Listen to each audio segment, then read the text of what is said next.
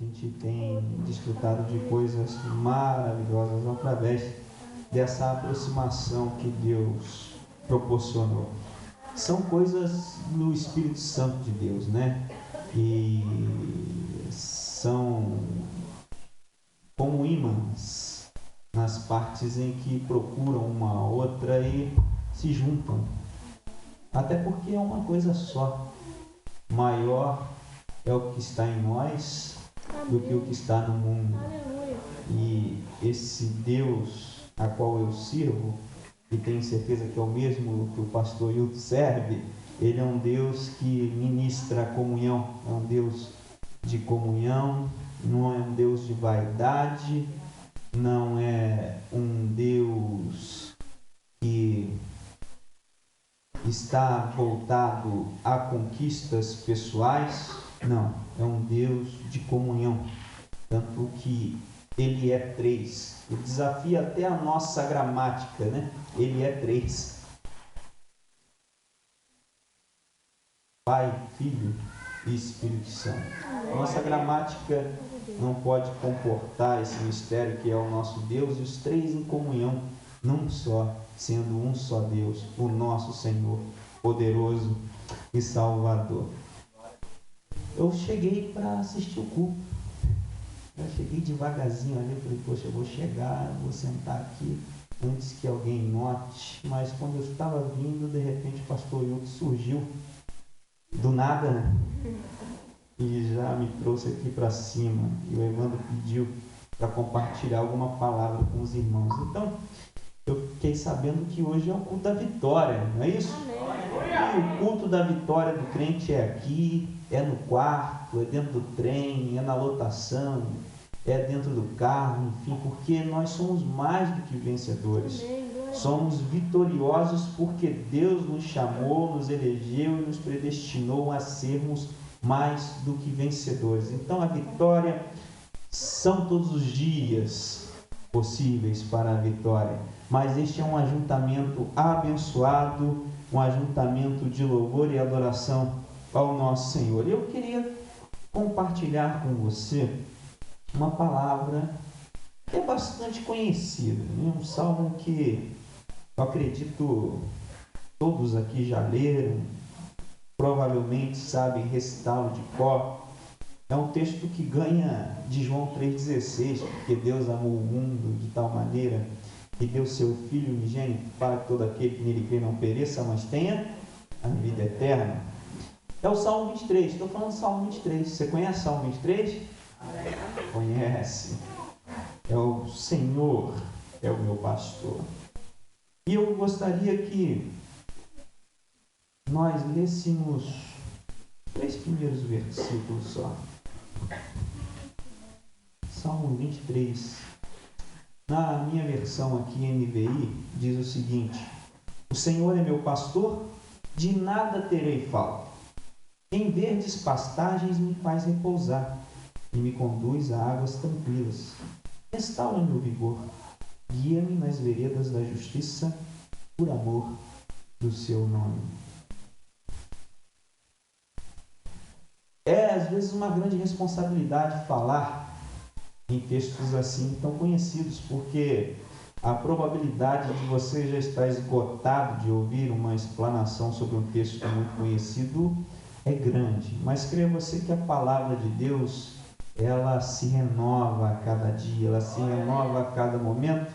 E ontem, no meu bate-papo com Deus, ele me mostrava algumas coisas nesse texto bastante interessante. Eu gostaria de compartilhar com vocês uma conversa. O Senhor é o meu pastor, de nada terei falta. Nós vivemos dias nos quais o mundo dita que você é alguma coisa quando possui muitas coisas. E de uma certa forma a igreja tem entrado nessa também. E o mundo, nesse período de pós-modernidade, você deve muito ouvir falar sobre isso, acaba trazendo uma influência para a igreja, o que já mostra um erro, né? Somos nós que devemos influenciar.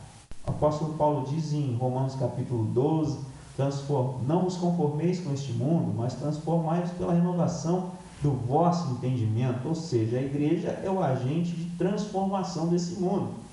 Não pode o mundo influenciar a igreja, mas sim a igreja influenciar o mundo. E dentro dessas distorções todas que têm alcançado os púlpitos, os líderes evangélicos, o crente tem sido envolvido num ativismo religioso muito grande. E um ativismo que não é segundo a palavra, não é o foco, não é o cerne da palavra de Deus. Tanto que se ativismo religioso fosse tão bom, perfeito e o certo, a maior luta de Jesus não teria sido com os fariseus, com os saduceus, os religiosos da época e muito ativistas por sinal. Na realidade, o que a igreja tem deixado de fazer e que é o papel dela aceitar é deixar Deus agir. Muitas das vezes nós, em nossas atitudes, não queremos deixar Deus agir. Deus tomar conta de tudo. E o salmista me parece que tem muito bem essa visão, e com ele a gente vai aprender o quão errôneo é algumas atitudes que nós temos a respeito do Evangelho da Palavra de Deus. O Senhor é o meu pastor e de nada terei falta. Me chama a atenção que aqui a comparação que o Senhor é o meu pastor, a afirmação, Senhor quem? Deus. É o que? Meu pastor. Está partindo de quem? Quem é que diz isso? Sabe quem é o autor desse salmo? Pode falar. Davi. Davi era o quê? Rei, mas antes de ser rei, ele era um pastor de ovelhas. Então olha que quem está dizendo que o Senhor é o meu pastor é alguém que sabe muito bem o que é um pastor. Alguém que sabe muito bem as funções de um pastor. Alguém que já exerceu e sabe da importância do pastor na condução de um rebanho. Obviamente, quando ele diz que o Senhor é o pastor dele, ele está afirmando de que ele, Davi, é uma ovelha. Olha que coisa interessante. Então, a partir daí, eu quero ter um raciocínio com você que é o seguinte: ele enxerga Deus como seu pastor, e se Deus é o seu pastor, obviamente ele é a ovelha. E existem algumas particularidades nessa questão da ovelha. Essa colocação de que o Senhor é pastor e nós somos ovelhas não é uma simples colocação poética, tem uma profundidade muito grande nisso.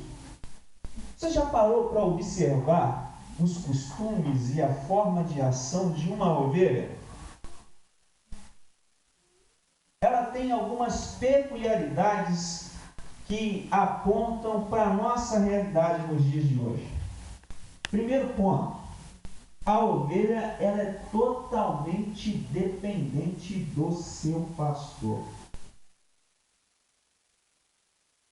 A ovelha é totalmente dependente do seu pastor. E quando eu digo pastor, leia o Senhor Deus, Jesus Cristo. Ela não consegue fazer nada sem o seu pastor. Ela tem dificuldade de visão, ela é lenta, é até bonitinha, né? Já que só tem ovelha bonita. Amém? Recebe aí. Isso. Mas ela é lenta, enxerga mal, não é um ser dotado de habilidades as quais possam fazê-la se destacar no reino animal. Mas chama a atenção que ela tem algumas coisas que realmente, se nós nos comportarmos como ovelha, serão muito importantes na nossa vida cristã. Conversava com um pastor amigo que foi a Israel, E ele me disse que nas montanhas de Israel, andando com mais um amigo, de repente ele viu, quando vinha um pastor do norte, à frente dele, um pastor do leste e um pastor do oeste. E esses pastores vinham com muitas ovelhas cada um, até se encontrarem em um determinado local, e lá se juntou todas aquelas ovelhas. Todas elas se ajuntaram e amontoaram. Ele falou que ficou em crise quando viu aquilo. Rapaz, e agora, quando os caras forem embora, os pastores forem embora, como eles vão fazer para cada um levar a sua ovelha? Você sabe o que o pastor faz? Olha o que acontece, interessante. Os pastores pararam, conversaram, partiram o pão, comeram e se despediram uns dos outros. E os pastores foram se afastando. Conforme os pastores iam se afastando, de repente um pastor emitiu um sinal, um som com a voz. Suponhamos, ele... E quando ele fez este som, algumas ovelhas começaram a ir à sua direção. O outro assobiou. Outras ovelhas foram em sua direção. O outro emitiu um outro som. E as ovelhas foram à sua direção. Quando aquele pastor amigo estava observando lá a ação dos pastores, ele viu que os rebanhos voltaram, cada um para o seu pastor, sem confusão, sem ovelha perdida. E nós podemos aprender que a ovelha conhece a voz, o chamado do seu pastor. E quando ela chama, quando o pastor chama, ela não oferece resistência. Ela automaticamente vai seguir o seu pastor. O Senhor é o meu pastor. Se Ele é o nosso pastor, nós, como ovelhas, devemos seguir a sua voz, o que Ele nos diz. O som que Ele emite para nós tem que ser um som familiar e direcionador, quando Ele realmente é o seu pastor. O Senhor é o meu pastor, de nada terei falta. Olha que interessante, tem gente que usa esse versículo para poder falar que, olha, se você está vivendo na miséria é porque você precisa de um conserto com Deus. Creia que a palavra do Senhor diz que o Senhor é meu pastor e nada me faltará. Então eu não posso ficar sem carro, então eu não posso ficar sem casa, então eu não posso ficar sem salário, não posso isso, não posso aquilo. Ele quer ser um patrão, não uma ovelha. Quer ser o determinador dos fatores.